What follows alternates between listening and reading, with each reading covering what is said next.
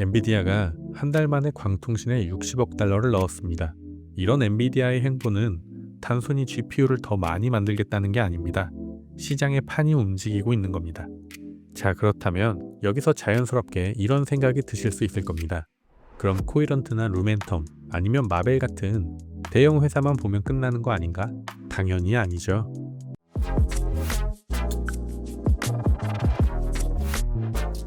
안녕하세요. 오늘도 미국 주식입니다.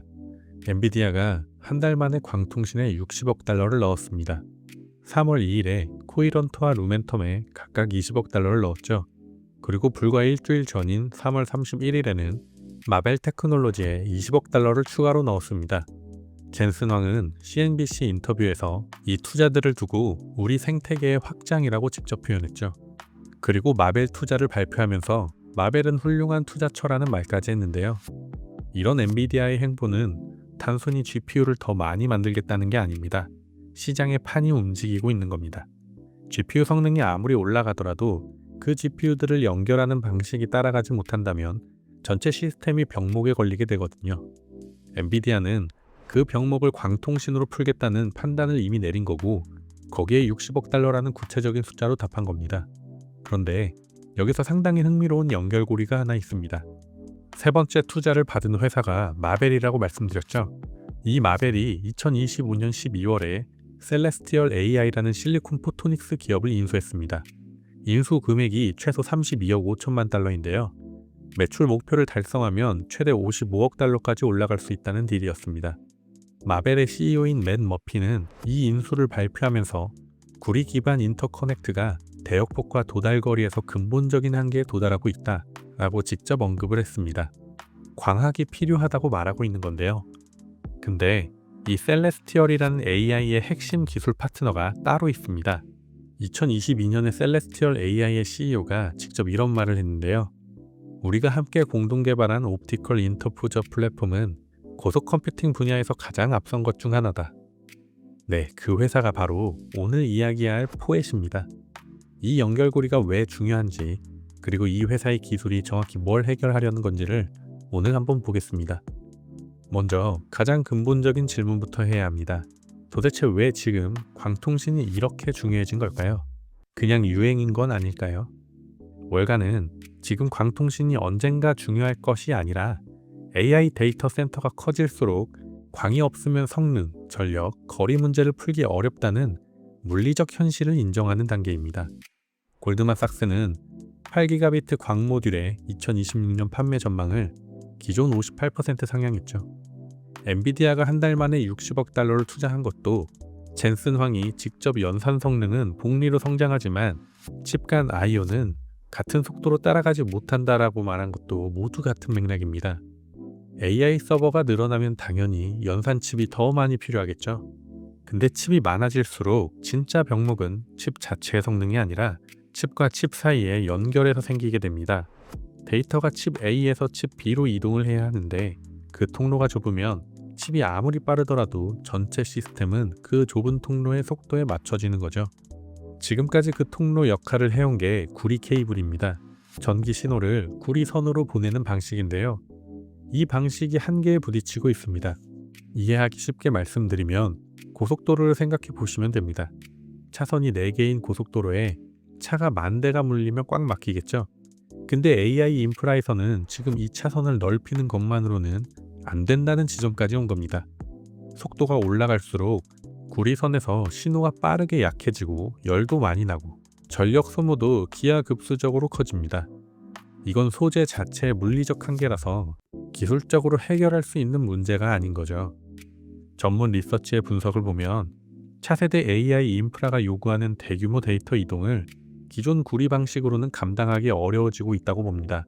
특히 엔비디아의 루빈 세대 이후로는 렉 간의 연결에서 구리 케이블이 성능과 대역폭 요구를 충족하지 못할 것이라고 전망했죠. 그래서 나온 대안이 광통신입니다. 전기 신호 대신 빛으로 데이터를 보내는 방식이죠. 아까 고속도로 비유를 이어가면 차선을 넓히는 게 아니라 아예 이동 수단 자체를 바꾸는 겁니다. 자동차 대신 빛의 속도로 데이터를 쏘는 거죠. CPU라고 광학 부품을 칩 패키지 안에 직접 통합하는 기술인데요. 이 CPO의 침투율이 2026년 현재는 약 0.5%에 불과하지만 2030년에는 35%까지 올라갈 수 있다고 전망했습니다. 대략 70배의 성장인 거죠. 시장 규모 자체가 폭발적으로 커진다는 겁니다. 결국 핵심은 이건데요. 구리에서 빛으로 전환은 하면 좋은 수준의 이야기가 아니라 AI 인프라가 커질수록 피할 수 없는 물리적 전환이라는 겁니다. 자, 그렇다면 여기서 자연스럽게 이런 생각이 드실 수 있을 겁니다. 그럼 코이런트나 루멘텀 아니면 마벨 같은 대형 회사만 보면 끝나는 거 아닌가? 당연히 아니죠. 여기서 아직 시장이 크게 주목하지 않고 있는 레이어가 하나 있는데요. 광통신 시장에는 구조가 두 개 있습니다. 하나는 레이저나 광 부품을 만드는 부품 레이어입니다. 코이런트나 루멘텀이 여기에 해당하죠. 다른 하나는 그 부품들을 얼마나 효율적으로 통합하고 패키징하느냐의 통합 레이어입니다. 그리고 마벨 같은 회사는 이 광 부품들을 자기 네트워킹 시스템 안에 넣어서 쓰는 수요자 쪽에 있는 거고요. 셀레스티얼 AI를 인수한 것도 그 역량을 직접 갖추려는 움직임이었던 거죠. 비유를 하나 들어볼게요. 좋은 엔진이 있다고 해서 좋은 차가 바로 만들어지는 건 아닙니다. 엔진이 아무리 좋아도 전장 시스템, 냉각 장치, 배선까지 한 몸처럼 엮는 설계가 따로 필요하죠. 그 통합 설계가 안 되면 엔진 성능이 제대로 발휘될 수가 없는 건데요. 광통신도 이제 정확히 그 단계로 가고 있습니다. 루멘텀과 코이런트는 레이저와 광학 부품에서는 분명히 강자입니다. 마벨은 커스텀 칩과 네트워킹 쪽이 강하고요. 하지만 AI 인프라가 커질수록 중요해지는 건 부품 하나하나의 성능이 아닙니다. 그걸 얼마나 작게, 싸게, 많이, 안정적으로 통합할 수 있느냐의 문제가 되는 거죠. 그리고 이 통합 레이어에 구조적인 문제가 하나 있습니다. 기존 광통신 모듈은 여러 광 부품과 전자 부품을 나노미터 단위로 정밀하게 맞춰서 조립해야 합니다. 부품 하나하나를 수동으로 정렬하는 과정이 필요하고 이 과정에서 오류가 나면 전부 다시 해야 하는 경우도 생기죠. 비용도 많이 들고 수율 문제도 있습니다. 이걸 좀 더 직관적으로 말씀드려 보겠습니다. 반도체는 이미 공장에서 웨이퍼 위에 자동으로 찍어내는 시대죠. 근데 광통신 모듈은 아직 다릅니다. 부품들을 조립할 때 정밀 정렬 장비로 하나하나 맞춰야 하는 과정이 수십 번 반복됩니다. 사람 손으로 하는 건 아니지만 고가 장비가 부품을 하나씩 순차적으로 잡고 빛의 세기를 실시간으로 측정하면서 최적 위치를 찾는 방식이라 시간이 오래 걸리고 비용이 높고 수율 관리가 어려운 구조인 거죠. 반도체처럼 한 번에 수백만 개를 찍어내는 방식과는 근본적으로 다른 겁니다. 60억 달러가 쏟아지고 있는 시장인데 정작 만드는 방식은 아직 이 상태라는 겁니다. AI 인프라가 기하급수적으로 커지는 상황에서 이런 수제 시계 방식으로는 확장성이 떨어질 수밖에 없는 구조인 거죠. 그렇다면 이 수제 시계 공정을 반도체 공장처럼 바꾸겠다는 회사가 있을까요? 네, 그 회사가 바로 포엣인 겁니다. 포엣을 그냥 광통신 기업이라고 분류하면 이 회사의 핵심을 놓치게 됩니다. 포엣의 본질은 광 부품과 전자 부품의 통합 방식 자체를 바꾸려는 플랫폼 기업에 가깝죠. 개별 레이저를 만드는 회사도 아니고 특정 부품의 성능을 높이는 회사도 아닙니다. 그 부품들을 한데 엮는 방식을 근본적으로 바꾸겠다는 회사인 거죠. 포엣은 자사의 옵티컬 인터포저를 특허받은 플랫폼 기술로 설명합니다. 이게 정확히 뭐냐면 전자소자와 광소자를 단일칩 위에 통합하는 웨이퍼 레벨 반도체 제조 방식을 쓰는 겁니다. 기존에는 레이저 칩, 포토 디텍터, 드라이버 IC를 따로따로 만들어서 나중에 정밀하게 조립을 했다면 포엣의 방식은 이걸 처음부터 하나의 반도체 공정 위에서 통합하는 겁니다. 물론 업계가 굳이 이 개별 조립 방식을 고수해 온 데는 이유가 있습니다. 반도체 레이저는 수율이 낮고 고장률이 높기 때문에 사전 검증을 거친 합격품만 골라 조립하는 것이 비용 리스크를 줄이는 표준적인 방법입니다. 하지만 포엣의 설명에 따르면 자신들의 접근이 결과적으로 광엔진과 광모듈의 소형화, 전력 효율, 생산성 측면에서 유리하다는 거고요. 자, 아까 비유를 계속 이어가 볼게요. 포엣의 발상은 수제 시계를 더 잘 만드는 게 아닙니다. 그 시계를 애플워치 공장처럼 만들 수 있는 조립 구조 자체를 찾는 데 가깝습니다. 수제 시계는 장인이 하나하나 손으로 맞추지만 애플워치는 설계 단계에서부터 대량 생산을 전제로 만들어지잖아요. 포엣이 노리는 게 바로 그 전환입니다. 기존 시모스 반도체 공정, 그러니까 이미 전 세계에 깔려있는 반도체 제조 인프라를 그대로 활용할 수 있다는 게 핵심적인 차별점인 거죠. 새로운 팹을 지을 필요 없이 기존 인프라 위에서 돌릴 수 있다는 겁니다. 그래서 포엣을 볼 때는 무슨 광부품을 만드냐가 아니라 광통신 제조 방식을 얼마나 반도체식으로 바꿀 수 있느냐를 봐야 합니다. 부품 회사가 아니라 제조 패러다임을 바꾸려는 플랫폼 회사로 봐야 이 기업의 밸류가 보이기 시작합니다. 자, 기술 이야기는 여기까지 하고 진짜 중요한 질문을 해보죠. 그래서 누가 실제로 이 기술을 쓰겠다고 했을까요?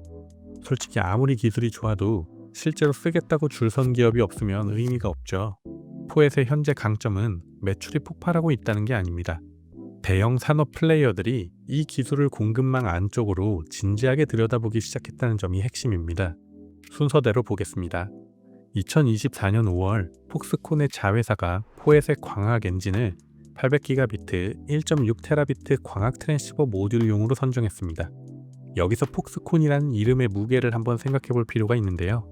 세계 최대 전자기기 제조업체의 인터커넥트 자회사가 이 소형 기업의 기술을 골랐다는 겁니다. 단순한 MOU가 아니라 실제 제품 설계에 포엣의 기술을 넣겠다는 결정인 거죠. 그리고 럭시어 테크도 있습니다. 이 회사는 하이퍼스케일 데이터 센터에 네트워크 장비를 공급하는 대형 업체인데요. 이미 800기가비트 트랜시버에 포엣의 수신 광학 엔진을 탑재한 상태고 1.6테라비트 버전을 검증 중에 있죠. 여기서 중요한 건 럭시어가 쓰겠다고 약속한 수준이 아니라 실제 양산 제품에 포엣의 기술을 넣었다는 점입니다. 2024년 9월에는 미쓰비시 전기와 3.2테라비트 광학 엔진 칩셋 공동 개발 파트너십을 발표했죠. 2026년 3월에는 라이트온까지 합류해서 차세대 AI용 광모듈 공동 개발에 들어갔습니다. 라이트온은 대만의 대형 전자부품 기업입니다. 그리고 아까 오프닝에서 말씀드렸던 마벨 이야기를 여기서 좀 더 해보죠. 마벨이 셀레스티얼 AI를 최소 32억 달러에 인수했다고 했죠. 포엣과 셀레스티얼 AI는 같은 광통신 공간에 있지만 레이어가 다릅니다. 포엣은 광부품 통합 플랫폼을 만드는 상류에 있고 셀레스티얼 AI는 그 기술을 활용해서 데이터 센터용 포토닉 패브릭 시스템을 만드는 하류에 있었던 거죠. 쉽게 말하면 포엣이 부품 통합 도구를 만들면 셀레스티얼 AI가 그 도구로 완성품을 만드는 관계였던 겁니다. 포인트는 이겁니다. 마벨이 32억 달러를 주고 산 회사의 핵심 기술 파트너가 포엣이었다는 사실. 그리고 그 마벨에 엔비디아가 일주일 전에 20억 달러를 넣으면서 실리콘 포토닉스 공동 개발을 명시적으로 포함시켰다는 사실. 이 두 가지가 합쳐지면 포엣이 지금 서 있는 밸류 체인의 위치가 좀 더 명확하게 보이기 시작합니다. 엔비디아에서 마벨로, 마벨에서 셀레스티얼 AI로, 그리고 셀레스티얼 AI 기술 파트너인 포엣으로 이어지는 연결고리가 있는 거죠. 시장 일각에서는 포엣 자체가 인수 대상이 될 수 있다는 시각도 나옵니다. 코이런트를 잠재적 인수자로 지목한 분석도 있고요. 다만 이건 확정된 사실이 아니라 가능성 차원의 이야기라는 점은 분명히 구분해야 합니다. 자, 자금 쪽도 같이 봐야 합니다. 포엣은 세 곳의 기관 투자자로부터 총 3억 7,500만 달러의 자금을 조달했고 2026년 3월 31일 기준으로 현금 보유액이 4억 3천만 달러입니다. 현금이 4억 달러가 넘는다는 건 적어도 당분간 자금 걱정 없이 기술 개발과 양산 준비에 집중할 수 있는 여력이 있다는 의미입니다. 올해 3만 개 이상의 광학 엔진 출하를 계획하고 있고 이미 500만 달러 이상의 생산 주문도 확보해 놓은 상태입니다. 중요한 건 포엣이 대박났다가 아닙니다. 이 회사가 엔비디아에서 시작되는 거대한 광통신 밸류 체인 안에 기술 파트너로 자리하고 있고 동시에 폭스콘, 럭시어, 미쓰비시, 라이트온 같은 글로벌 제조 기업들이 공급망 안쪽으로 진지하게 들여다보고 있다는 점. 이것 자체가 핵심이라는 겁니다. 자, 여기까지 들으면 솔직히 좋아 보입니다. 그런데 투자를 고려하려면 반드시 반대쪽도 봐야 합니다. 왜 시장은 아직 이 회사를 완전히 신뢰하지 않는 걸까요? 첫 번째, 매출 현실부터 봐야 합니다. 2025년 4분기 매출이 대략 34만 달러입니다. 순손실은 4,270만 달러. 솔직히 이 숫자를 처음 봤을 때 저도 좀 의외였습니다. 파트너십 리스트는 폭스콘부터 미쓰비시까지 화려한데 정작 분기 매출이 34만 달러 수준이라는 거죠.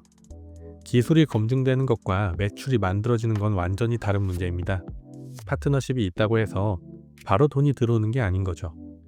기술에서 매출로 전환되기까지의 시간, 지금 이게 포엣의 가장 큰 변수입니다. 두 번째, 밸류에이션입니다. 포워드 PS가 700배를 넘는데요. 현재 밸류에이션이 얼마나 미래 기대치에 의존하고 있는지를 알 수 있습니다. 시킹 알파에서는 2026년 3월 17일자로 매도 의견을 냈는데요. 밸류에이션이 펀더멘털을 앞질렀다는 게 핵심입니다. 다만 높은 밸류에이션 자체가 시장이 이 기술의 잠재력을 이미 인정하고 있다는 신호로 볼 수도 있습니다. 세 번째, 희석 리스크입니다. 현금 4억 3천만 달러, 이건 분명 강점이죠. 근데 그 현금이 어디에서 왔는지를 같이 봐야 합니다.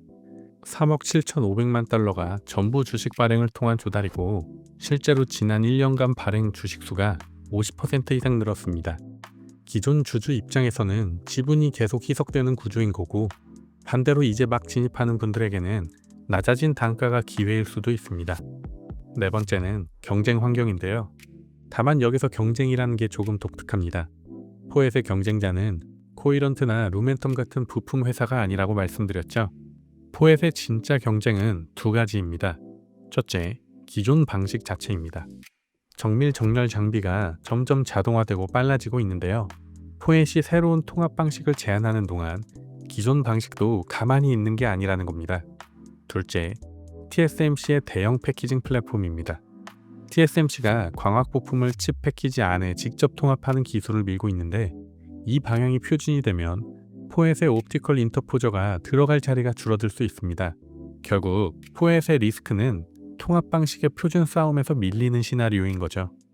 다섯 번째, 실행 리스크입니다. 라이트온을 포함해서 현재 파트너십들은 아직 공동개발 단계입니다. 공동개발과 양산 출하 사이에는 상당한 거리가 있거든요. 프로토타입이 나온 것과 공장에서 수만 개를 찍어내는 건 완전히 다른 문제입니다. 한 분석기관은 유망한 기술이 곧 상업적 견인력을 의미하지는 않는다 라고 지적하기도 했습니다. 말레이시아 제조시설의 스케일업 일정이나 1.6테라비트 모듈의 양산 기술 허들도 아직 넘어야 할 과제로 남아있고요. 결국 포엣은 기술의 문제가 아니라 시간과 실행의 문제인 거죠. 네, 정리해보겠습니다. 엔비디아가 한 달 만에 60억 달러를 광통신에 넣었습니다. 마벨은 32억 달러를 들여 포토닉 기업을 인수했고요. 이 거대한 자금의 흐름이 가리키는 방향이 맞다면 시장은 레이저 부품 회사들만 보게 될까요? 아니면 그 부품들을 반도체처럼 묶어내는 플랫폼 레이어까지 보게 될까요? 포엣은 아직 결론이 난 기업은 아닙니다.